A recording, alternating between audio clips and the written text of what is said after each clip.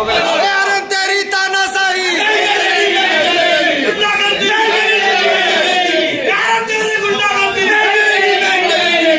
दादा क्या नाम है आपका? जगराम। जगराम जी, आप यहाँ रोडवेज पे मौजूद हैं, कहाँ प्रस्थान कर रहे थे, कहाँ जा रहे थे? तो क्या हुआ, बस मिली? कहाँ मिली? क्या समस्या, बस क्यों नहीं मिल रही है? सब हड़ताल मचाए हैं। कौन हड़ताल मचा रखा है? अब सभी नहीं, तुम बस वाले जो मचाया हो। तो आप कितनी देर से यहाँ बैठे हुए हैं? 15-20 मिनट हुआ। अच्छा, कुछ उम्मीद है बस मिलने की? कोई भरोसा नहीं, बस मिलेगी तो क्या करेंगे? तो लौट जाओ घरे उतार। रोडवेज कर्मचारियों ने किया प्रदर्शन, एक साथ सैकड़ों चालक व परिचालकों का अवकाश। एआरएम के व्यवहार को लेकर खड़ा किया हंगामा, आने जाने वाले यात्रियों के लिए बड़ी मुसीबत, भारी संख्या में भीड़ जमा। बता दें, बहराइच रोडवेज कर्मचारी संघ ने सोमवार एक साथ एआरएम पर गंभीर आरोप लगाते हुए कार्य बहिष्कार कर दिया। कर्मचारियों ने आरोप लगाया, अभद्र तरीके से एआरएम चालक व परिचालकों के साथ बात करते हैं। इसके साथ ही लगेज का वजन को बढ़ा चढ़ाकर लिखकर हम लोगों पर उल्टी सीधी कार्रवाई की साजिश बुनते हैं। वहीं इस मामले में एआरएम का कहना है कर्मचारियों द्वारा लगाया गया आरोप बेबुनियादी है। अगर इस तरह का कोई मामला है तो कर्मचारी संघ मेरे ऊपर कार्रवाई कराए। इसके साथ ही रोडवेज के सीसीटीवी में मेरा व्यवहार व उनका व्यवहार देखा जा सकता है। कि हमारे बहराइच डिपो के सहायक क्षेत्रीय प्रबंधक महोदय जी 3 माह से जब से आए हैं, इस तरह का तांडव, इस तरह का उत्पीड़न कर्मचारियों का, छोटी छोटी समस्याओं पे कर्मचारियों को कागज देना, कर्मचारियों से बेइज्जत करके बात करना, यहाँ तक कि अगर डीजल टंकी पे चेकिंग करने जाते हैं, चालक और परिचालक से बड़ी बदतमीजी से बात करते हैं। चेकिंग के दौरान कंडक्टर से इस तरह से बिहेव करते हैं कि कंडक्टर सर झुका लेता है उन यात्रियों के बीच में कि हमारी इस तरह की। बताओ, एक शिक्षित पढ़ा लिखा व्यक्ति के साथ तुम एआरएम हो कि उसके परिवार के बाप हो, उससे किस तरह बात करनी चाहिए? बेइज्जत। यहाँ आ तू, तुझे मैं देखता हूँ, पहुंच डिपो तो निकाल के फेंकता हूँ तुझे। इस तरह से कोई मामला नहीं, कोई WT, कोई करप्शन नहीं, जब फैक्ट्री बात को निकाल के डांटना फटकारना, तमाम ऐसी समस्याएं थी। ये हमारे एआरएम महोदय छुट्टी थे। आज कर्मचारियों का एक जुहूम छत हमारे पास आया और अपनी समस्याओं को हमारे यूपी ये रोडवेज संयुक्त परिषद के अध्यक्ष हैं, इनके पास आया और हमारे मंत्री हैं, इनके पास गया, सबको कहा सब संगठन बैठो, हम लोग कोई अलग नहीं, एक ही परिवार के हैं।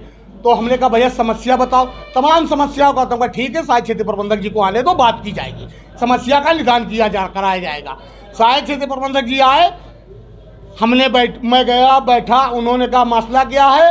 इन्होंने सीधे आरोप लगाते हुए कहा कि मैं किसी संगठन से बात नहीं करना था, संगठन को तो मैं कुछ समझता ही नहीं हूँ। और आज प्रातः ये मजदूर संघ के क्षेत्रीय अध्यक्ष हैं शमसुद्दीन, ये मेरे कमरे में आए। ये कमरे में आए तो इन्होंने कहा बात करनी है, तो इनको मैंने बैठाया, मैंने कहा ये बात करिए, क्या दिक्कत है। उसके बाद इनके द्वारा ये कहा गया कि प्रातः आज कोई कंडक्टर की 2 कुंटल लगेज लिखा गया है। इनका ये कहना था कि उस कंडक्टर के छोटे छोटे डिब्बे थे, लगेज। तो मेरे द्वारा कहा गया जिसने लिखा है TS ने, वो मुख्यालय से संबंधित है, इस केस में मेरा कोई अधिकार क्षेत्र नहीं बनता। फिर भी यदि आपको कोई आपत्ति तो सीधा उसका समाधान ये है, इस तरह भीड़ इकट्ठा करके शोर मचाने के बजाय वो संबंधित कर्मचारी अपनी बात को लिख के दे दे, उसके ऊपर तदनुसार कार्रवाई की जाएगी। तो उनके ये कहना था नहीं साहब आप तो सबको ऑफ रोड कर देते हैं। अभी कुछ दिन पहले पूर्व मेरे द्वारा एक आदेश किया गया कि जो भी भ्रष्टाचार या अनियमितता में WT लगेज पकड़ा जाता है उसको कुछ समय के लिए उसका मार्ग परिवर्तन कर दिया जाए, ताकि मुख्यालय यदि मुझसे पूछे कि इस तरीके आपके क्षेत्र में इस तरह के लोग पकड़े जा रहे हैं तो आप क्या कार्रवाई कर रहे हैं, तो मैं कह सकूँ यहाँ एक आंशिक दंड के तौर पर टेम्परेरी दिया गया। फिर उनके द्वारा कहा गया कि नहीं इसमें भेदभाव हो रहा है। तो मैंने SI को बुलाया कि क्या ऐसा कुछ हो रहा है कि आप सबके साथ, जब मैंने एक जनरल ऑर्डर कर रखा है कि सबके साथ समव्यवहार किया जाए।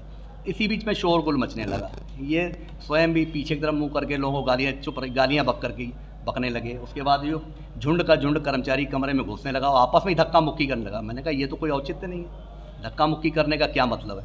तब तक जो है शोर मचने लगा बहुत ज़्यादा। तो मैंने कहा जब आप लोगों को मैं अगर पसंद नहीं हूँ और आपका मेरा ही विरोध है, तो इस तरीके आप माहौल पैदा कर रहे हैं, तो मैं उठ के चला जाता हूँ। मैं उठ के कमरे से बाहर नहीं, मैंने सोचा कि बाहर ये लोग शांत हो जाएंगे, तो मेरे पीछे ही दौड़ पड़े, पकड़ो पकड़ो पकड़ो पकड़ो। तो मैं अपने पोर्टको के बाहर खड़ा हो गया। मैंने कहा ये कौन सा तरीका है। जब मैंने कह दिया कि मैं छोड़ के जा रहा हूँ, मैं डिपो में नहीं रहना चाहता, भाई प्रशासन मुझे, मुख्यालय मुझे हटा देगा, मैं चला जाऊँगा, आप लोग मुझे पसंद नहीं, आप लोग लिखा पढ़ी करिए। उसके बाद मैं अपने कमरे में आया, फिर मैं जाके सेवा प्रबंधक महोदय के पास बैठा रहा ऊपर। उन्होंने भी इनको बुलाया वार्ता की, वार्ता का कोई किसी को कोई आपत्ति नहीं, आप आए, 2-3 लोग, वार्ता होती भी ऐसी कि 2-3 लोग आते हैं, ऐसे नहीं 50-100 लोगों का झुंड आ जाता है, लेकिन इन्होंने कोई बात करना उचित नहीं किया। उसके बाद अपना जिंदाबाद मुर्दाबाद और माइक लेकर के सरकारी माइक से अपना जो भी इन्होंने अनाउंसमेंट किए वह इतना ही मैटर था। इनका मूल उद्देश्य है कि अगर किसी प्रकार का कोई केस पकड़ा जाता है तो उसके किसी खिलाफ कोई कार्रवाई न की जाए। ये कैसे संभव है? यदि आदमी चोरी में या डीजल चोरी में बेचते हुए उसका औसत खराब होता है, कार्रवाई की जाती है, तो कार्रवाई तो करनी ही होगी, बिना कार्रवाई कैसे हो पाएगा?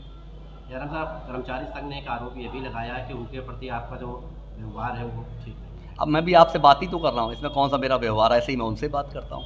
अगर बातचीत करने में वो व्यवहार ढूंढ रहे हैं, हर गलत चीज़ को सही कराना चाह रहे हैं, फिर उसको व्यवहार के रूप में ले आएंगे, तो आदमी आएगा अपनी बात, तो जब आप अपनी बात कहोगे तो मैं अपनी बात। और सामूहिक रूप से आने का क्या मतलब है? सीसीटीवी कैमरे में कैद, उसके बाद चिल्लाने लगे सीसीटीवी कैमरा बंद करिए, फलाना करिए, दिमाग करिए। इसीलिए मैं उठ के चल दिया। मैंने कहा इन लोगों से बातचीत करना उचित नहीं है।